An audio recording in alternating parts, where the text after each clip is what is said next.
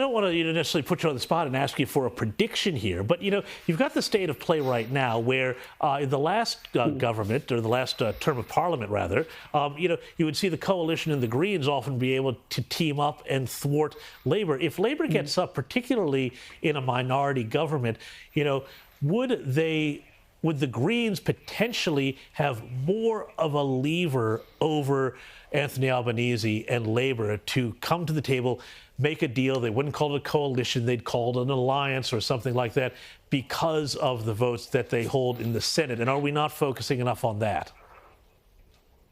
Look, I think anything is possible, and I think that certainly is something that could happen.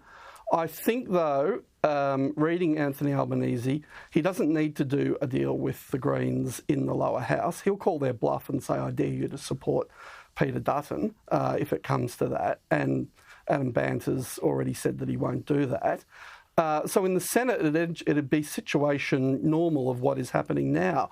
I mean, we've already got a situation where the Prime Minister in the Parliament that has just been dissolved led a party that had the smallest number of senators in history. Now, the size of the Parliament was changed in '84, but comparatively the smallest number of senators. So he needed to go out and get 14 extra votes every time he wanted to pass something. The Greens had 11 of those votes when the coalition said no. So he's still going to have to deal with that. I think the scenario you paint, that it would be tempting to say, let's do a deal for both houses. I think the Greens will definitely be pitching that, and I think the Prime Minister will say no, but anything is possible. It really depends on how many numbers he needs and what the case in the lower house is. In the Senate, though, we've got a little bit of an advantage because we already know what half the Senate is going to look like. It's often forgotten that the senators have fixed 6-year terms, unlike the members in the House of Reps that have a 3-year term if they're lucky. So only half the Senate is up at each election, plus the 4 territory senators, because they're thought of as being lesser senators according to the way our structure is. So while there are 40 Senate seats up for grabs, 36 of them are already known. We already know who they're going to be.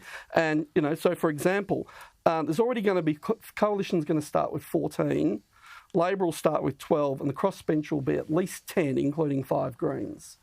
Now, if the patterns go the way they went last time, the way the lower house polls are suggesting, you're going to get a coalition that could be around 28, 29, 30. Labor could be around 27.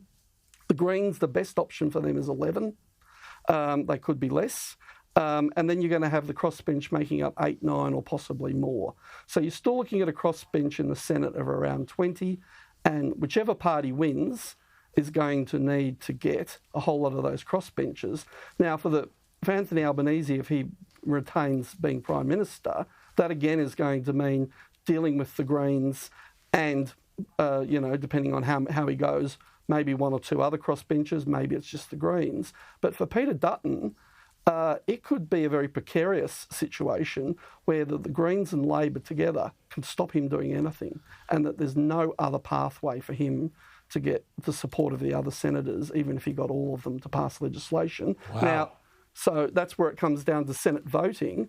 So that's why I'm surprised the major parties aren't saying vote for us in the Senate as well. I just don't hear that. Maybe they are, but it's surprising that they're not saying that as well. It's fascinating, Phillip, because here in Sydney, I hear Jackie Lambie advertising on the radio, constantly telling people how to fill out their Senate ballots. Going to have to leave it there. Phillip Hudson, thank you for walking us through this fascinating upper house situation that I just don't think people have paid enough attention to. Thank you so much for your time.